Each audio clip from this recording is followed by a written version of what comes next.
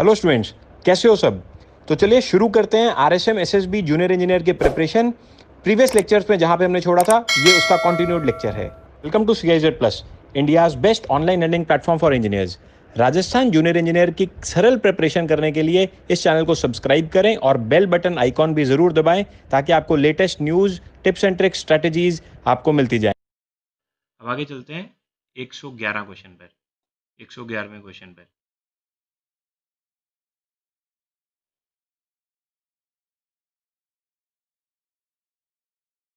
तो वो क्या है? For a plane bar in tension allowed limit for design bond stress is 1.5 MPa। जो प्लेन बार है वो है 1.5 MPa।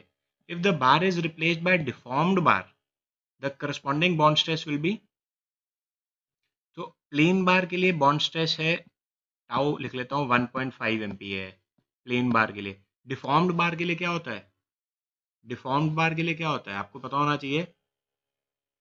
डिफॉर्म्ड बार के लिए आप जस्ट 60% बढ़ा देते हो। ये भी IS 456-2000 का एक प्रोविजन है। आप 60% उसको इंक्रीज कर देते हो तो 1.5 को आप 1.6 से मल्टीप्लाई कर दो। 60% इंक्रीज करने के लिए आप 1.6 से मल्टीप्लाई कर दो 1.5 को। कितना आंसर आ गया ये? 1.6 इंटू 1.5 कितना आया? ये 60% बढ़ा देंगे तो आप 2.4 आ जाएगा। 2.4 MPa, ये है ऑप्शन 3। ये थोड़ा सा ब्लर्ड इसलिए है क्योंकि एक्चुअल पेपर ही ऐसा डाउनलोड हुआ है। जो एक्चुअल पेपर अपलोड हुआ था ना वो ऐसे ही था। तो ये 2.4 MPa इसका करेक्ट आंसर हो जाएगा। आपको पता होना चाहिए ये 60% बढ़ जाता है। सबको पता है ना, डिफॉल्ट बार में 60% बढ़ जाता है। ओके, आगे चलते हैं क्वेश्चन नंबर 112 पर।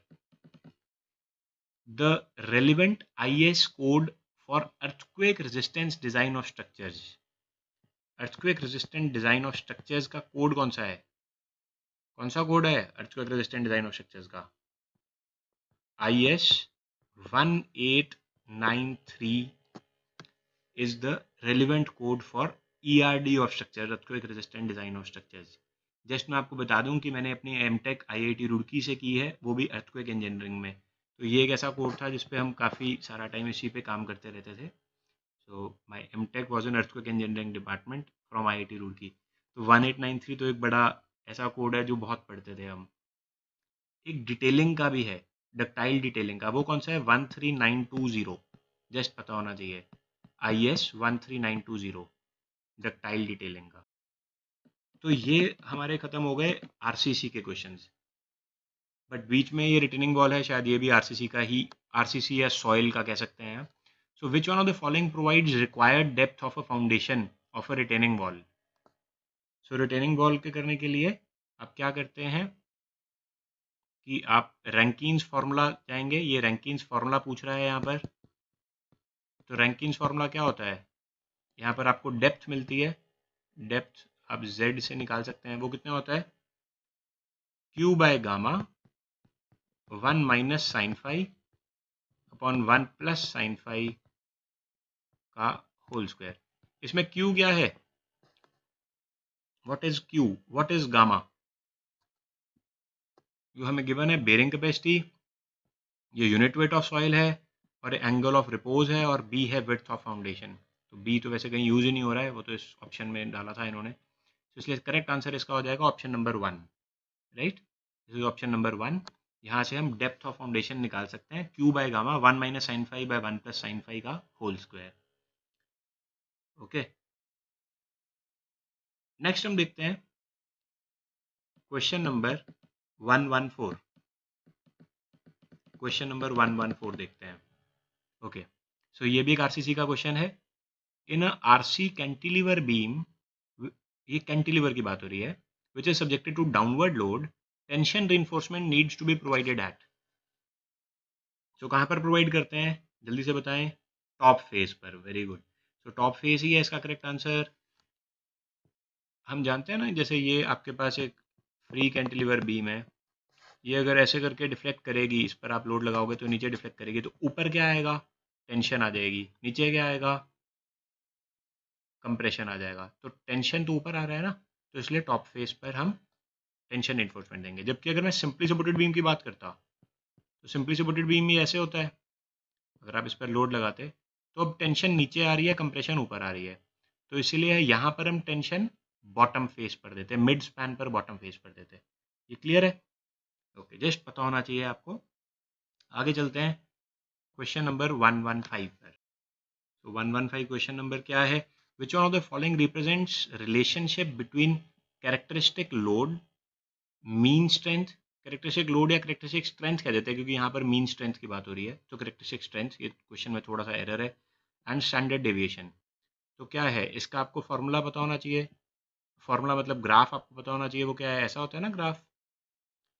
तो ये स्ट्रेंथ होती है यहाँ पर, स्ट्रेंथ, और यहाँ पर होती है फ्रीक्वेंसी। तो ये है, ये कौन सी स्ट्रेंथ है? मीन स्ट्रेंथ है, एफ एम लिख लेते हैं इसको, एफ एम मीन स्ट्रेंथ। ये है कैरेक्टरिस्टिक स्ट्रेंथ, तो एफ सी के, दिस इज कैरेक्टरिस्टिक स्ट्रेंथ। तो एफ सी के क्या हो जाएगा? एफ सी के हो जाएगा एफ एम माइनस 1.65 एस, ये हो जाएगा। एस होती है स्टैंडर्ड डेविएशन, तो अगर मैं ये डिस्टेंस देखूंगा, ये डिस्टेंस कितना होता है? ये वाला डिस्टेंस, मतलब एफ एम और एफ सी के में जो डिस्टेंस होता है दैट इज 1.65 एस। ठीक है, तो इसलिए इसका करेक्ट आंसर मुझे बता सकते हो क्या होगा? इसका करेक्ट आंसर हो जाएगा F C K is F M minus 1.65 S. ये 115 का option number 1 will be correct. Okay, 115 का 1 विल बी करेक्ट, 2 नहीं होगा, ये गलती हो जाएगी। बहुत सारे स्टूडेंट्स इसमें कंफ्यूज कर जाते हैं क्योंकि हम एफ सी के पर कैसे पहुंचेंगे? हमने मीन स्ट्रेंथ में से सब्ट्रैक्शन की है। ठीक है, यहाँ पर अगर ये प्लस होता ना, अगर ये प्लस होता फिर आप ऑप्शन 2 भी सही कह देते हैं, क्योंकि एफ सी के में आपने 1.65 को ऐड कर कर मीन पर पहुंचे, क्योंकि एफ सी के हमें मिल रहा है जब हमने मीन स्ट्रेंथ में से माइनस कर दिया।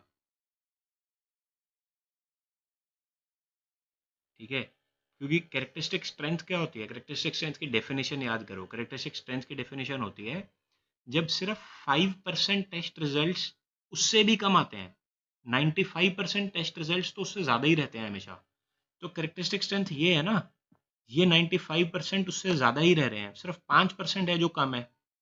तो एफ सी के आपको कैसे मिला? आपने एफ एम में से, टारगेट मीन स्ट्रेंथ में से इसको सब्ट्रैक्ट कर दिया, इसीलिए मिल गया आपको। ओके, चलो आगे चलते हैं। तो ये हो गए हमारे आरसीसी के क्वेश्चन। तो आरसीसी के आप देख रहे हो कि काफ़ी सारे क्वेश्चन आते हैं, ये डिप्लोमा का पेपर था, काफ़ी क्वेश्चन आए थे। अब जो आखिरी 5 क्वेश्चन होते हैं ना, वो चाहे डिग्री हो या डिप्लोमा हो, राजस्थान में आखिरी 5 क्वेश्चन हमेशा ऑटोकैड के आते हैं। अब ऑटोकैड के क्वेश्चंस मैं समझ सकता हूँ, काफ़ी स्टूडेंट्स ने अपने इंजीनियरिंग के फर्स्ट ईयर में करा होता है, तो वो भूल जाते हैं, ऑटोकैड नहीं याद रहता, बट कोई बात नहीं। मैं आपको ये प्रीवियस ईयर क्वेश्चंस करा रहा हूँ, आप ये सुनते रहना, आपको समझ लग जाएगा, हो जाएंगे ये 5 क्वेश्चन, सिंपल सिंपल से हैं बिल्कुल। और जिनको नहीं समझ लग रहा कोई बात नहीं, हम अपने वही CIZ प्लस वाले कोर्स पे हमने इसके भी लेक्चर्स हम अपलोड करने वाले हैं, तो ये भी आपको कोर्स में आपको ये भी मिलेगा। ठीक है, वो आप कोर्स में सब कुछ है। हम देखते हैं question number 116। Scaling objects make them smaller, bigger, either smaller और बिगर, नन। तो इसका क्या आंसर होगा? तो सिंपल है, स्केलिंग क्या करती है? एक ऑब्जेक्ट बड़ा हो जाता है कि छोटा हो जाता है, कि दोनों हो जाते हैं? तो इसलिए इसका करेक्ट आंसर क्या होगा? ऑप्शन 3। तो कहने को ये ऑटोकैड का क्वेश्चन है पर है बहुत सिंपल।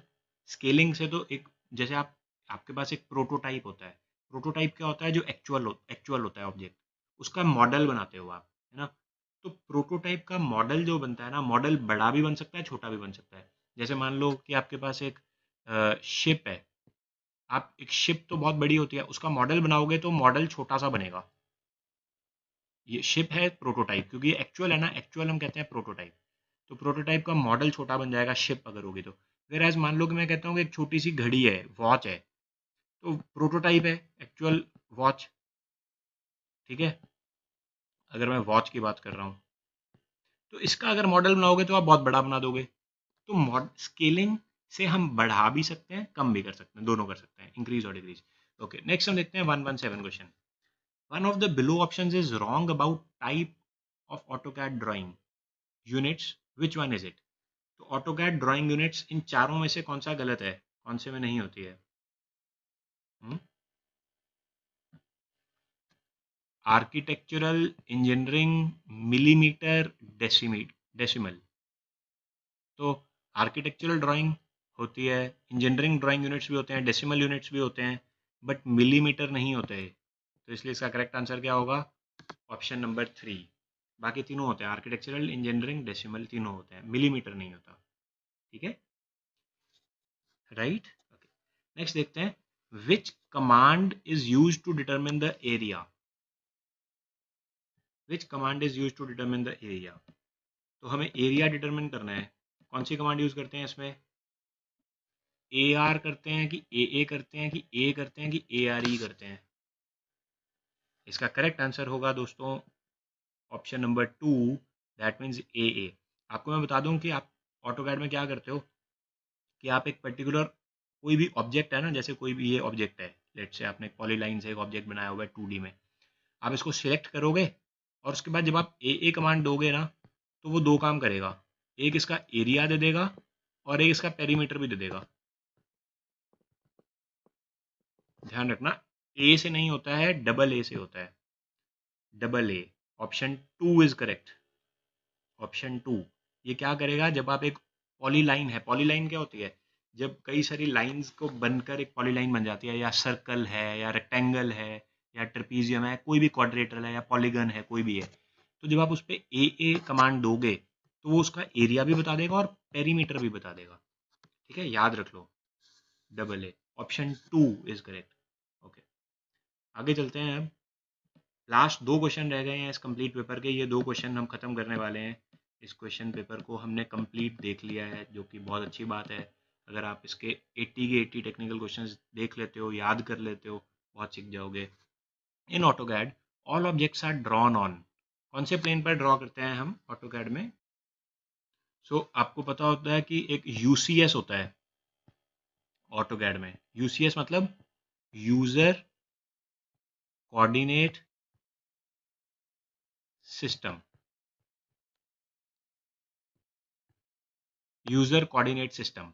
अब ये मतलब यूजर का जो कोऑर्डिनेट सिस्टम है, एक्स एक्सिस, वाई एक्सिस, कौन सा, तो यूसीएस का जो वर्क प्लेन होता है ना 2D में, यूसीएस का जो वर्क प्लेन होता है वो होता है एक्स वाई प्लेन। आंसर दिया, इसका करेक्ट आंसर है एक्स वाई प्लेन, क्योंकि जो वर्क प्लेन है यूसीएस का, यूजर कोऑर्डिनेट सिस्टम का, that is x y. This you have to learn. तो इसलिए इसका करेक्ट आंसर होगा ऑप्शन नंबर 3, ऑप्शन 2 नहीं होगा। लास्ट क्वेश्चन हम देखते हैं इस पेपर का। All of the following objects can be extruded except. ये एक्सट्रूडेड का क्या मतलब होता है, पहले मुझे बताएंगे एक्सट्रूडेड, इसका क्या आंसर होगा? एक्सट्रूडेड का मतलब होता है कि मैं आपको समझा देता हूं कि 2D ऑब्जेक्ट को 3D में बनाना। जैसे मान लो आपने एक सर्कल बना रखा है, तो आप सर्कल को, जब आप उस एक सर्कल को मान लो आपने एक्स वाई प्लेन में बनाया, ये एक्स वाई प्लेन है, ठीक है, एक्स वाई प्लेन में आपने सर्कल बनाया, और जब आप उसको जेड एक्सिस के लॉन्ग एक्सट्रूड करोगे ना, एक्सट्रूड होता है, इंग्लिश मीनिंग है एक्सट्रूड का, जैसे आप एक डाई में से सरिया निकालते हो या कोई चीज़ निकलती है फिर बड़ी बन जाती है, तो जब आप 3D में बनाने के प्रोसेस को हम एक्सट्रूजन कहते हैं। सर्कल को एक्सट्रूड करेंगे तो सिलेंडर बन जाएगा। ठीक है, तो इसमें से कौन से एलिप्स को आप कर सकते हो एक्सट्रूड? बिल्कुल कर सकते हो, क्योंकि क्लोज्ड ऑब्जेक्ट है। कोई भी रीजन को आप एक्सट्रूड कर सकते हैं। आर्क और पॉलीलाइन में से जो इसका करेक्ट आंसर होगा, जो ज्यादा करेक्ट आंसर होगा, वो है पॉलीलाइन। आर्क को भी हम एक्सट्रूड कर सकते हैं, एक सरफेस बन जाती है, बट पॉलीलाइन को नहीं कर सकते। तो इसलिए इसका करेक्ट आंसर हो जाएगा polyline. Arc is not the correct answer, polyline is the correct answer. Polyline को मैं सही मानूंगा। तो फ्रेंड्स, इसके साथ ही मैं आज के 20 क्वेश्चंस को खत्म कर चुका हूं, जिसमें हमने 2016 के डिप्लोमा पेपर को देखा, जिसका पेपर कोड था 20 पेपर कोड था। आप स्क्रीन पर देख सकते हैं, ये यहाँ पर देख सकते हैं, पेपर कोड 20 लिखा हुआ है। ये हमने खत्म कर लिया, और अब मैं कल एक नेक्स्ट पेपर के साथ आपके बीच में आऊँगा, जो कि एक नया पेपर होगा, बट होगा RSMSSB का ही, 2016 का ही। ठीक है, okay, thank you very much, thank you. Rajasthan junior engineer की सरल प्रिपरेशन करने के लिए इस चैनल को सब्सक्राइब करें और बेल बटन आइकॉन भी ज़रूर दबाएं, ताकि आपको latest news, tips and tricks, strategies आपको मिलती जाए।